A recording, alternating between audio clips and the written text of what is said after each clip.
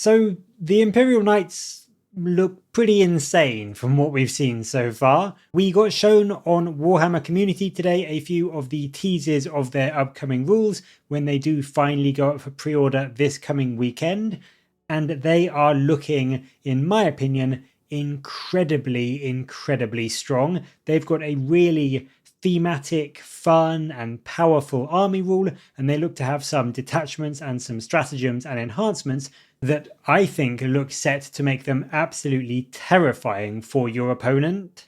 So first up is their army rule. This is still the Code Chivalric system, but it has been expanded slightly. You do still have to fulfill an oath, but there is a bit more flexibility about how you do that and what you need to do. You now get a choice of 3 deeds that you have to accomplish, and then 3 qualities as the rewards for getting those deeds done. So you can pick Lay Low the Tyrant, which lets you pick an enemy character model and your goal is then to destroy them. You can Reclaim the Realm, which requires you to control more objectives than your opponent at the end of their turn. Or you can Reaper Great Tally, and this deed is completed when you destroy a number of enemy units greater than the battle round number. So if you destroy 2 enemy units in battle round 1, you have achieved that deed. So it's definitely a fairly positive set of things to go for. They're all very achievable and they can all be done not easily in some cases, but they are all, I think, a bit easier to do than the index versions were. And as a reward for achieving those deeds, you then unlock a choice of quality which you get for your unit. So you can either give yourself reroll 1 hit and 1 wound roll whenever you shoot or fight, or you can add 2 inch to your moves and 1 inch to your advance and charges. Or the third option you could go for is giving your units +2 to their OC and +1 to their leadership. Now it's worth noting, unlike the index, I don't think you get those buffs straight from the start of the battle. In the index, you got to choose your deed that you would go for, but you also got the bonus all the time anyway. You just got an extra bonus when you achieved your deed. Now it does look like, from the wording anyway, that you choose your deed, you choose your quality, but you don't actually get the quality until you have accomplished your deed. But despite that, it is quite flexible. You can pick any of the deeds and match them up with any of the qualities, so you can really pick and choose which you think is going to be the most easy for you to achieve and also give you the best benefits when you do achieve it. You can pick. You can also randomly roll for it, which does obviously make it a bit harder to know what you're going to be having to shoot for or what buff you are going to get. But if you do that, if you roll for it, then you also get 3 command points as a bonus reward whenever you achieve your deed. So it can, in some cases, be a good idea to roll for it if you just really think you are going to need those extra command points. But if you want a specific quality or there is a specific deed that you think your army will be able to do very easily, then equally it may be better to pick. I personally think if it was my knight army that I was running, the reroll a hit and a wound roll is probably the most simple, the most plug and play, and it will help you a lot with your output on all your knights. So knowing you could pick that one would make the risk of gambling for them a bit of a harder sell for me. But equally, 3 bonus command points is very strong too. And I think that can be a very valid option for going for the rolling route. There definitely isn't, I don't think, a right pick, because you are either getting a really good buff that you can tailor to your army very well, or you are getting 3 bonus command points, both of which can very much help you win games. On top of the army rule though, GW did also show off a few of the detachments. The first up is the Heroes of Legend rule, which comes in the Questoris Companions detachment. This one really does tie into your army rule. It lets you try and achieve a second oath once you are done with the first. So after you've done whichever oath you picked or rolled for previously, then at the start of the next turn when you've achieved your oath, you can pick or roll for a second one. Again, you can choose which one you want or you can randomly roll for it. If you do achieve your second oath though, you get just 1 command point. You don't get the 3 command points again, you just get 1 if you randomly rolled for it.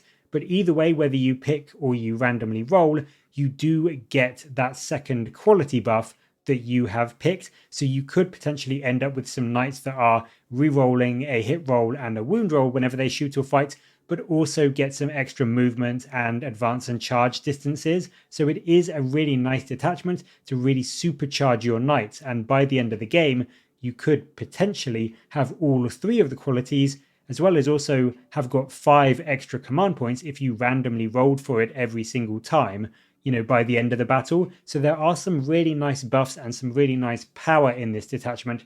It will just take a few turns to get it all up and running. What also makes this detachment quite unique and fun in a way is that all of the enhancements, they are one use only, but they have a caveat that they recharge after you complete a deed. So if you pick that second or even third oath and achieve the deeds related to it, then you could get up to 3 uses out of these detachments, and one of them at least looks to be very, very good. The first one they show off is Herald of Triumph. This forces a battle shock test on an enemy unit with -1 to the roll after you've charged. So it's not super exciting, but could be useful for, denying an enemy an objective, and being able to potentially use it up to 3 times in a game can mean it can go a lot further than it may initially look. What I would say is definitely better though is the Pennant of Silvered Fury. This, in my opinion, is just disgustingly strong. It lets the bearer, when they fight in melee, gain sustained hits too. So this straight off the bat gives you a huge boost to your melee output, and they do give us an example, the Knight Gallant, which also looks to have changed. They do clarify that it now has lethal hits on its profile. That can now get up to 18 attacks with sustained hits too, and also lethal hits. And that means it is going to pretty much just cut through anything that it gets into combat with. If it keeps a similar profile or the same profile to what it has now in terms of the chainsword, it could be doing nearly 30 damage to a marine profile. So wiping out 15 marines from something like a 20 strong Crusader blob from the new Black Templars, or just absolutely guaranteeing that you will wipe out a 10-man unit, even a 10-man unit of something like Death Company Assault Marines with their 6-up Feel No Pain will still likely die to just that much damage going into them. So it really is a super strong enhancement. And again, the fact that you can potentially get to use this up to 3 times if you achieve 3 deeds over the course of the battle means you can do a lot of work from something like a Knight Gallant. The detachment also brings a fairly solid set of enhancements. We get 3 shown off. Hero's Tread seems to be a slightly weirdly worded sticky objective one. It gives you 5 control on an objective until your opponent has a higher control over it. So to me, the way I read that is that even if your knight then walks off the objective, you are still going to be holding it with 5 control until your opponent is on that objective with the higher control score. So it is just going to be a great way to keep those primary points coming, even as your low model count army, moves off to do other things around the battlefield. Moment of Glory, instead, this allows you to consolidate an extra 3 inches in the fight phase. Now you do have to end that consolidate in engagement range of an enemy when you use this, but getting 6 inches to move when you consolidate to potentially dive into another enemy unit can be fantastic for not only tying up an enemy unit you didn't want to move, or just prevent some scary shooting that is going to be going into your other knights in the enemy's next turn, can be super powerful for the knights. And for just 1 command point, I think it's a really cheap, really useful tool for the knights to have in their back pocket. The last one we see for this detachment is the 2 command point Unstoppable Warrior. This allows a big knight to shoot and charge even after it's fallen back. It's worth noting, because I just said it there,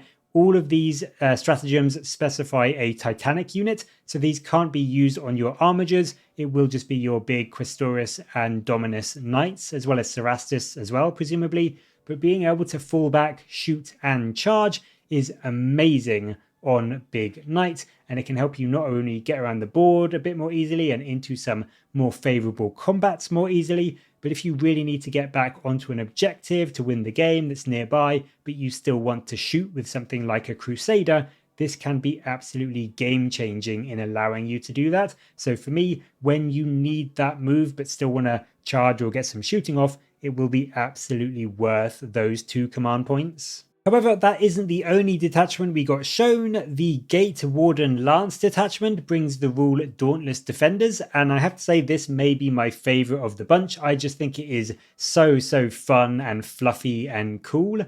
And what you do is basically you pick 2 objective markers on the battlefield and they have an imaginary line between them. Now remember, objective markers are the 40mm bases. I know a lot of people use the bigger circles to kind of show where you are controlling an objective for. It isn't those bigger like mats that you see a lot of battle reports and people use. It is just the actual objective marker itself, which is a 40mm base as per the rules.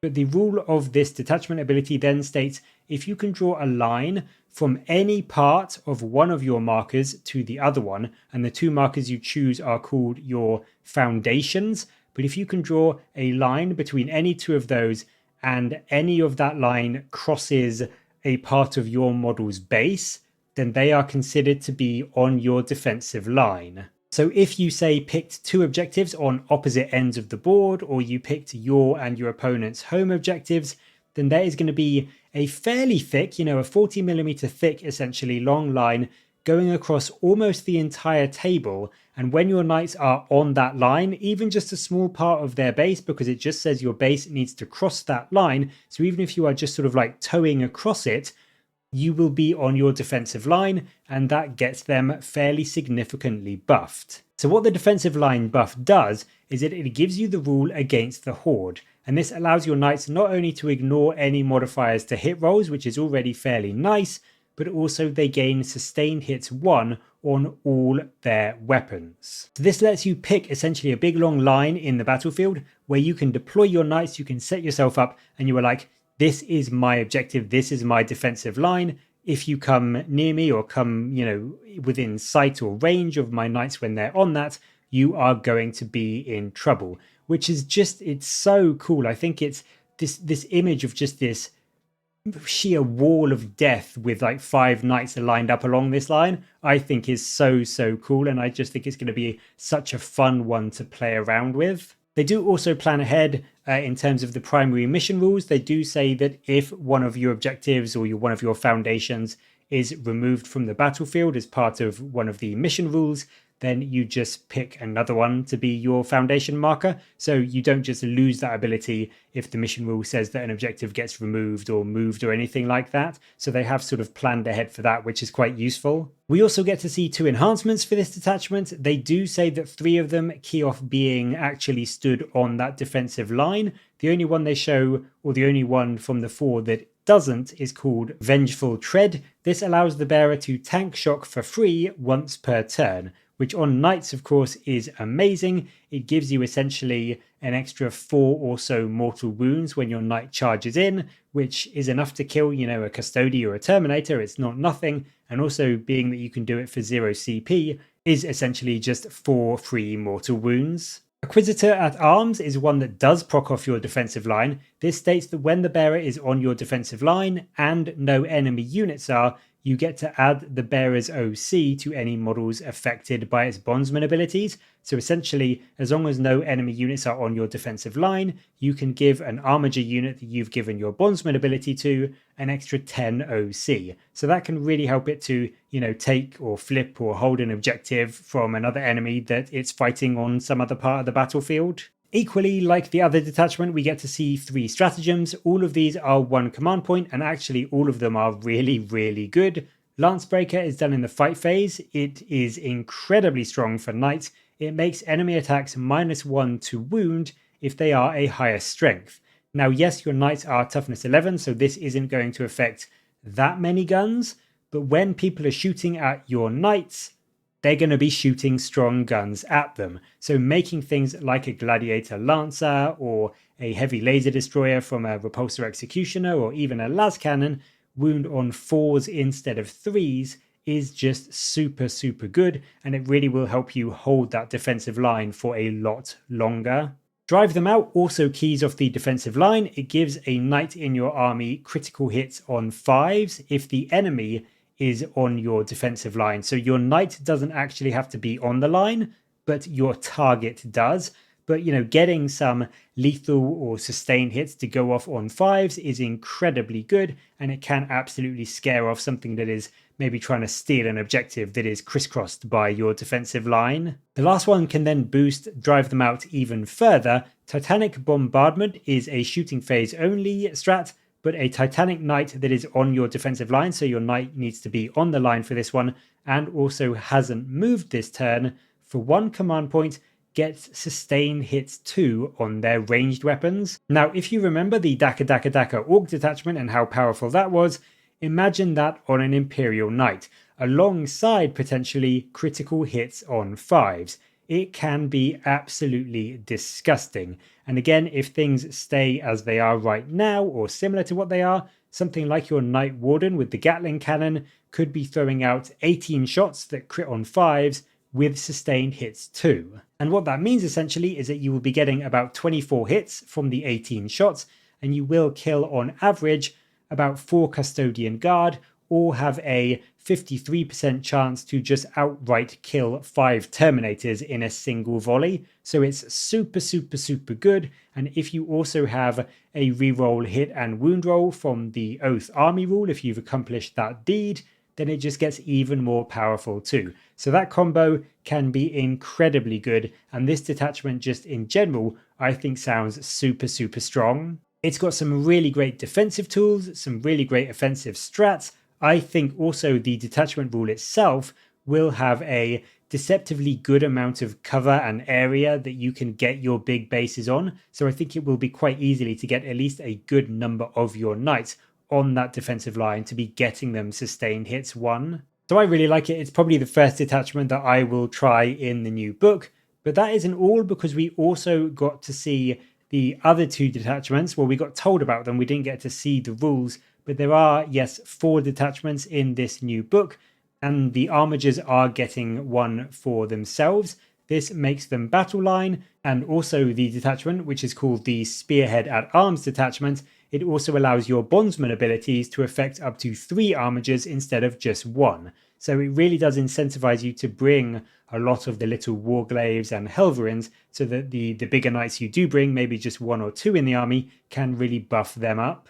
Finally, we also get a bit of a replacement for the Index detachment.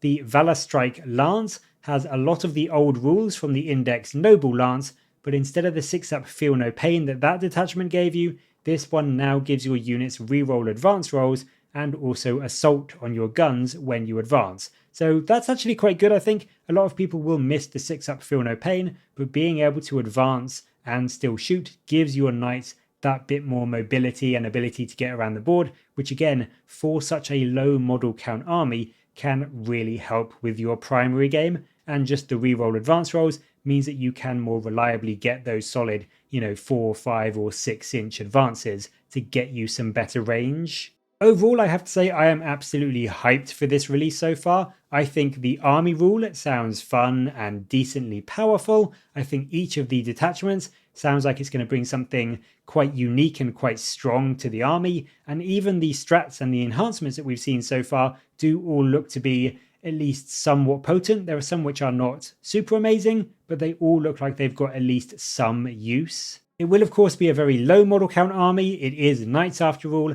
but I do think they are going to be, from the looks of this preview, coming out swinging very strong with this codex, and they really will have a lot of fun, powerful, fluffy and thematic ways to play, which more than anything is what makes a good codex and a good army in my opinion. As always though, I'd really love to know your thoughts. Which of the detachments that we've been told about has caught your eye at the moment?